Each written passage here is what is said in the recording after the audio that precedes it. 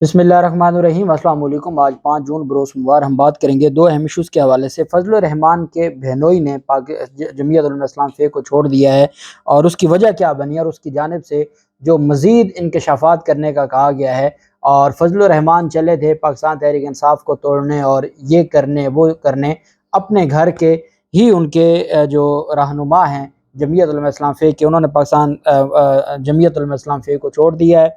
उसकी तफसील मैं आपके साथ शेयर करूंगा, उनकी जानिब से जो स्टेटमेंट दी गई है। साथ हम बात करेंगे पीपल्स पार्टी ने अनोखा काम किया है।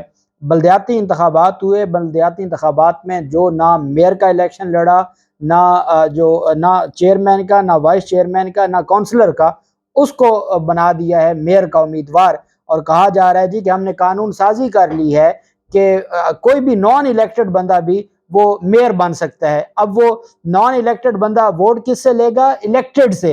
और जो ऊपर मेयर बिठाना है वो नॉन इलेक्टेड बिठाना है। मैं कहता हूँ हमारे मुल्क में आइन का ऐसा तमाशा शायद ही किसी दौर में हुआ हो जो अब हो रहा है। और जिस तरीके से कानून साजी हो रही है उसके ऊपर भी हम बात करेंगे।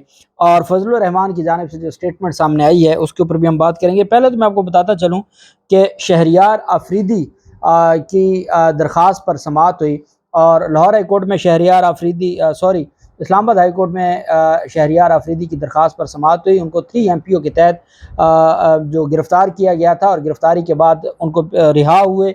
रिहाई के बाद फिर उनको गिरफ़्तार कर लिया गया था, तो उस पर अदालत की जानिब से जो फ़ैसला जारी किया गया है। और उनकी वाइफ को भी आप जानते हैं कि गिरफ़्तार किया गया था और अदालत ने फिल फ़ौर उनको रिहा करने का हुक्म दिया था। उस पर भी अदालती जो फ़ैसला था, तहरीरी हुक्मनामा, वो जारी किया गया है। इस्लामाबाद हाई कोर्ट ने पाकिस्तान तहरीक इंसाफ के रहनुमा शहरियार आफरीदी और अहलिया की गिरफ़्तारी को गैर कानूनी करार देते हुए रिहा करने का हुक्म दिया। शहरियार आफरीदी के भाई जमाल आफरीदी की दरख्वास्त पर तहरीरी फ़ैसला सामने आया है। फैसले में कहा गया कि शहरियार आफरीदी और अहलिया की थाना मारगला पुलिस की तरफ से की गई गिरफ्तारी गैर कानूनी थी। तहरीरी फैसले में कहा गया कि शहरियार आफरीदी को क्रिमिनल केसेस में मुतल्लका अदालत में पेश होने का हुक्म दिया गया है, जबकि अदालत ने 7 जून तक शहरियार आफरीदी को ना पेश करने की सूरत में तौहीन अदालत की कार्रवाई शुरू करने का भी इंदिया दे दिया है। और अदालत की जानिब से कहा गया है कि जेल क्लास में तब्दीली के हवाले से अलग मुतफरक दरख्वास्त दायर की जा सकती है। बज़ाहिर डिस्ट्रिक्ट मजिस्ट्रेट और इंचार्ज थाना मारगला की तरफ से इख्तियारात का नाजायज़ इस्तेमाल किया गया है और कहा गया है कि उनको रिहा कर दिया जाए। रिहा करके वो अपनी मुतल्लका जो भी उनके खिलाफ केसेस हैं वो मुतल्लका अदालतों में पेश हों। और साथ ये कहा गया है कि अगर 7 जून तक उनको पेश ना किया गया, उन जो 7 जून तक शहरियार आफरीदी को ना पेश करने की सूरत में डायरेक्ट तौहीन अदालत की कार्रवाई शुरू हो जाएगी। उसमें इंतज़ार नहीं किया जाएगा, देखा नहीं जाएगा कि जी तौहीन अदालत की दरख्वास्त आती है या नहीं आती। जस्टिस रबाब ताहिर साहब की जानिब से ये फैसला सामने आया है। उन्होंने कहा है कि बहुत हो गया, जो जिस तरीके से कानून का और नाजायज़ इख्तियारात का इस्तेमाल हो रहा है, वो डिस्ट्रिक्ट मजिस्ट्रेट हो या वो इंचार्ज हो थाना मारगला का, उसकी तरफ से उस पर अब आंखें बंद नहीं की जा सकती। जस्टिस अरबाब मोहम्मद ताहिर साहब ने कहा कि उनको फौरी तौर पर रिहा किया जाए और साथ उन्होंने ये भी कहा कि क्रिमिनल केसेस में मुतल्लका अदालत में पेश किया जाए। अगर उनके खिलाफ कोई क्रिमिनल केसेस हैं तो आप 3 MPO ख़त्म करें। 3 MPO को ख़त्म करके जो भी उनके खिलाफ मुतल्लका केस है उसमें मुतल्लका अदालत में आप पेश करें। वो अदालत अगर उनको डिस्चार्ज करती है, रिहा कर दें, नहीं करती तो जो भी रिमांड का सिलसिला होगा। लेकिन ये जो 3 MPO के तहत आपने गिरफ्तार किया हुआ है ये गैर कानूनी है और इसको किसी भी सूरत में कानूनी नहीं कहा जा सकता। और अदालत ने कहा कि अगर 7 जून तक मुतल्लका अदालत में पेश न किया तो किसी सूरत भी मुआफ़ी नहीं मिलेगी। दूसरी जानिब शाह महमूद कुरैशी की बेटी ने लाहौर हाई कोर्ट से रुजू किया था कि 9 मई के वाक़यात के बाद उनके वालिद के खिलाफ जो मुकदमा दर्ज हुए हैं उनका रिकॉर्ड भी तलब किया जाए और 9 मई भी और कोई भी खुफिया मुकदमा है उसमें गिरफ्तार ना किया जाए। चूँकि रावलपिंडी में DC रावलपिंडी के हुक्म पर उनको 3 MPO के तहत गिरफ्तार किया गया था, जिस पर कल समाअत होनी है 6 जून को। इस्लामाबाद की गिरफ्तारी उनकी वैसे कलअदम हो चुकी है। अब रावलपिंडी के DC ने गिरफ्तार किया था, उसके ऊपर कल अदालत की जानिब से फैसला आ जाएगा। तो लाहौर हाई कोर्ट जो है यहाँ पर लाहौर में यहाँ दरख्वास्त दायर की गई। जस्टिस अली बाकर नजफी साहब ने समाअत की उनकी बेटी की, शाह महमूद कुरैशी की बेटी की दरख्वास्त पर, जिसमें यह इस्तदा की गई कि किसी भी सूरत में 9 मई के बाद के जो वाक़यात हैं, 9 मई के बाद जो मुकदमा दर्ज हुए, जो मुकदमा दर्ज हुए, किसी मुकदमे में गिरफ्तार ना किया जाए और तमाम मुकदमात का रिकॉर्ड अदालत में पेश किया जाए। آج 5 جون کو عدالت میں سماعت ہوئی تھی۔ عدالت نے کل 6 جون تک پنجاب حکومت کو یہ حکم جاری کیا کہ جتنے بھی مقدمات ہیں وہ سارے کے سارے مقدمات کی تفصیلات عدالت میں جمع کروائی جائے، اور پھر عدالت اس حساب سے فیصلہ دے گی، اور اس میں حفاظتی ضمانت بھی عدالت دے گی۔ اتنے دن کی آپ کے پاس حفاظتی ضمانت ہے، آپ متعلقہ عدالتوں میں پیش ہو سکتے ہیں اور متعلقہ عدالتوں میں جا کے آپ کیسز کو فیس کر سکتے ہیں۔ تو شاہ محمود قریشی کی جانب سے یہ درخواست دائر کی گئی تھی، اور اب شاہ محمود قریشی کی درخواست پر دیکھتے ہیں کہ یہ جو سلسلہ ہے آگے کیسے چلتا ہے، اور دیکھنا یہ ہے کہ جسٹس علی باقر نجفی صاحب کی عدالت سے کیا ریلیف ملتا ہے۔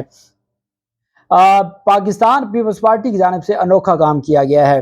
آپ جانتے ہیں کہ جماعت اسلامی نے بڑے پیمانے پر سیٹیں لیں، پاکستان تحریک انصاف کی بھی سیٹیں تھیں، اور پاکستان پیپلز پارٹی نے جس طریقے سے الیکشن کمیشن کے ساتھ مل کر معاملات کو کیا جا سکتا تھا ان کی جانب سے کیا گیا، اور پھر اس کے بعد جو چیزیں ہیں ان کو کس طرف لے کر گئے وہ کسی کو کوئی سمجھ نہیں آ رہی کہ پاکستان پیپلز پارٹی کرنے کیا جا رہی ہے۔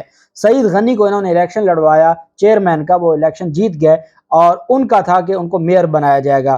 مرتضی وہاب آپ کو یاد ہوگا انہوں نے ان کے خلاف توہین عدالت کی کارروائی جسٹس گلزار نے شروع کی تھی، اور اس کے بعد ان کی جانب سے استعفے کا جو معاملہ سامنے آیا تھا۔ اب پاکستان پیپلز پارٹی نے کراچی کے میئر اور ڈپٹی میئر کے لیے اپنے امیدواروں کے ناموں کا اعلان کیا ہے۔ میئر کے لیے مرتضی وہاب کا نام سامنے آیا ہے۔ مرتضی وہاب کے نام کا اعلان نثار کھوڑوں نے پریس کانفرنس میں کیا۔ جب ان سے پوچھا گیا کہ مرتضی وہاب نے تو بلدیاتی الیکشن ہی نہیں لڑا تو وہ میئر کیسے بنیں گے، اب یہ ویسے ہی ہے کہ آپ نیشنل اسمبلی کا انتخاب ہو جائے، ایم این اے منتخب ہو جائیں، اور اس کے بعد آپ کسی ایسے بندے کو جو انتخاب لڑے ہی نہ ہو، انتخاب جیتنا تو دور کی بات ہے، وہ انتخاب میں اس نے حصہ بھی نہ لیا ہو، آپ اس کو وزیر اعظم کا کینڈیڈیٹ بنا دیں، کیونکہ قانون سازی تو اب وہی ہو رہی ہے۔ جیسے انہوں نے نیب قانون میں ترمیم کی، جیسے الیکشن قانون میں ترمیم کی، جیسے supreme court practice and procedure قانون میں کی، جیسے سپریم کورٹ ریویو ایکٹ بنایا، تو وہ تو ساری قوم کے سامنے ہے۔ تو پھر آپ ایسا کریں کہ جیسے مریم نواز ہے یا بلاول زرداری ہے یا نواز شریف بیرون ملک بیٹھے ہیں، تو آپ کہیں جی کہ ٹھیک ہے ایم این ایز اس بندے کو الیکٹ کریں، یا اس بندے کو ہمارا وزیر اعظم کا کینڈیڈیٹ ہوگا، اور الیکٹڈ لوگ، منتخب لوگ ایک نان الیکٹڈ کو ووٹ دیں، تو یہ تو ایک انوکھا قانون کے ساتھ کھلواڑ کرنے والی بات ہے۔ وہی ہوا ہے، اور اس ملک میں کوئی پوچھنے والا نہیں ہے، عدالتیں ہاتھ کھڑے کر گئی ہیں۔ آج جو سپریم کورٹ آف پاکستان کی جانب سے فیصلے آئے ہیں، 2 فیصلے، وہ انشاءاللہ اگلے ویلاگ میں آپ کے ساتھ شیئر کروں گا، تو وہ ہاتھ کھڑے کرنے کے مترادف ہے کہ بھئی ہمارے بس میں نہیں ہے، بس ہم نہیں مزید کر سکتے۔ عوام جانے، آئین جانے، اور موجودہ حالات جانے، اور سیاسی مسائل جانے، ہمارے بس میں نہیں ہے کہ ہم ان معاملات کو حل کریں۔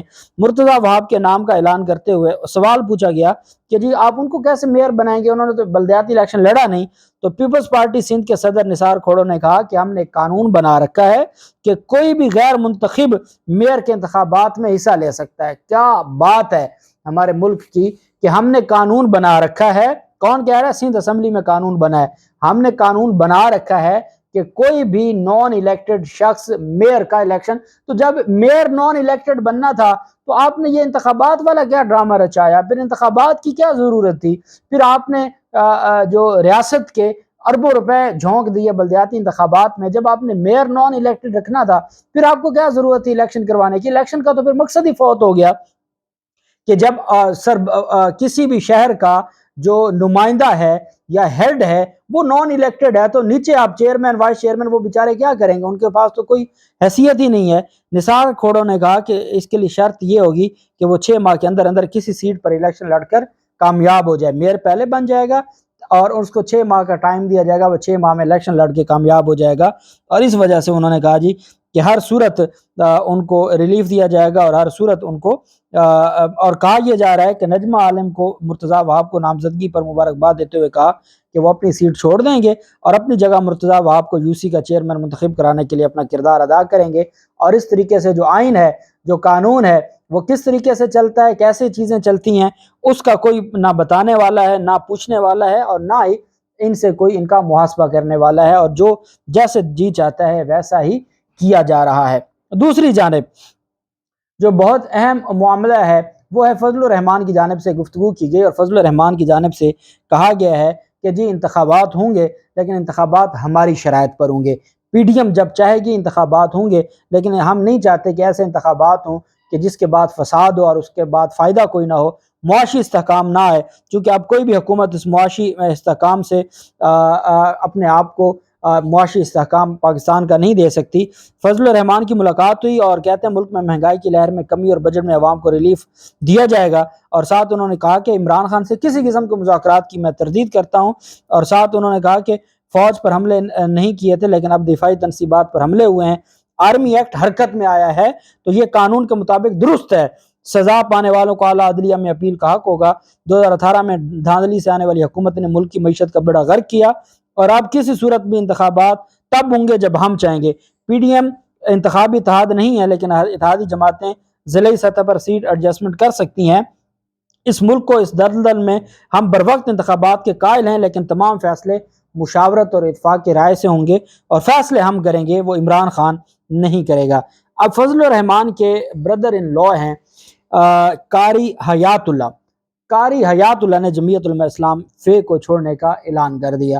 انہوں نے ایک ویڈیو پیغام دیا، پشتو میں وہ ویڈیو پیغام ہے، ان کی جانب سے کہا گیا کہ میں 45 سال سے جمعیت علماء اسلام فے کا حصہ ہوں، لیکن انہوں نے کہا کہ یہاں پر صرف اسی کی عزت ہے جو کرپٹ ہے، جو موقع پرست ہے۔